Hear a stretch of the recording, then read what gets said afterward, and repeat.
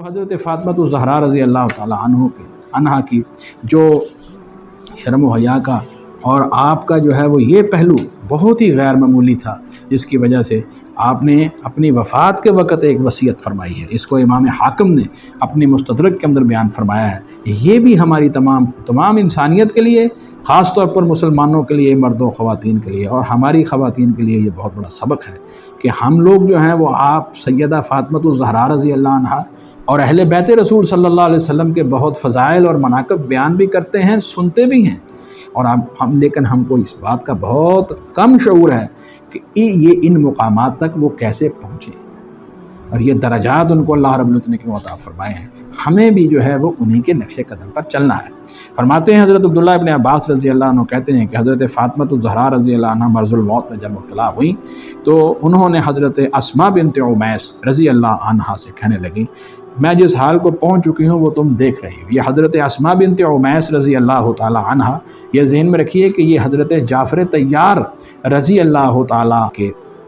نکاح میں تھیں، اور پھر جب حضرت جعفر رضی اللہ تعالیٰ عنہ جنگ مؤتہ میں شہید ہو گئے تو پھر ان کی جو بچوں سمیت جو حضرت ابو بکر صدیق رضی اللہ عنہ نے ان سے نکاح فرما لیا تھا، اور اسماء بنت عمیس رضی اللہ تعالیٰ عنہا اپنے بچوں سمیت حضرت ابو بکر رضی اللہ عنہ کے گھر میں آ گئی، اور حضرت ابو بکر رضی اللہ تعالیٰ عنہ نے پھر ان کی کفالت کی ہے۔ یہ بہت بڑی عظیم عظمت ہے جو سیدنا صدیق اکبر رضی اللہ عنہ کو حاصل ہوئی ہے کہ حضرت جعفر طیار رضی اللہ کے شہید ہونے کے بعد ان کے یتیم بچوں کی پرورش آپ نے فرمائی ہے۔ اور جب حضرت فاطمہ رضی اللہ عنہ وفات پائی ہے، اس وقت بھی حضرت اسماء بنت عمیس رضی اللہ عنہ جو ہے یہ حضرت ابو بکر رضی اللہ عنہ کی بیوی کے طور پر ان کے گھر میں زندگی بسر کر رہی تھی، اور حضرت ابو بکر رضی اللہ عنہ نے ان کو کہا تھا کہ آپ جا کے سیدہ فاطمہ الزہرا رضی اللہ تعالیٰ عنہ کی جو ہے وہ خبر گیری کریں، اور اس بیماری کے دوران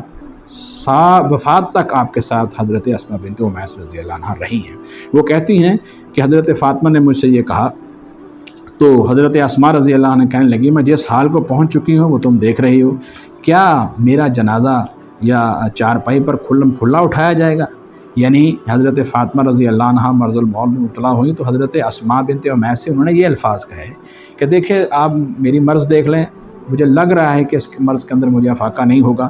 کیا میرا جنازہ جو ہے وہ کھلم کھلا لوگوں کے اندر اٹھایا جائے گا؟ حضرت اسماء رضی اللہ عنہ کہنے لگی، نہیں، میں تمہارے لیے ایسی چارپائی تیار کروں گی جیسے میں نے حبشہ میں دیکھی تھی جب حضرت جعفر طیار اور حضرت اسماء نے حبشہ کی جانب جو ہے وہ حضور صلی اللہ علیہ وسلم کے حکم سے ہجرت فرمائی تھی، تو اس کا حوالہ وہ دے رہے ہیں کہ حبشہ کے اندر میں نے دیکھی تھی۔ حضرت فاطمہ رضی اللہ عنہ کہنے لگی، اچھا مجھے بنا کر دکھائیے۔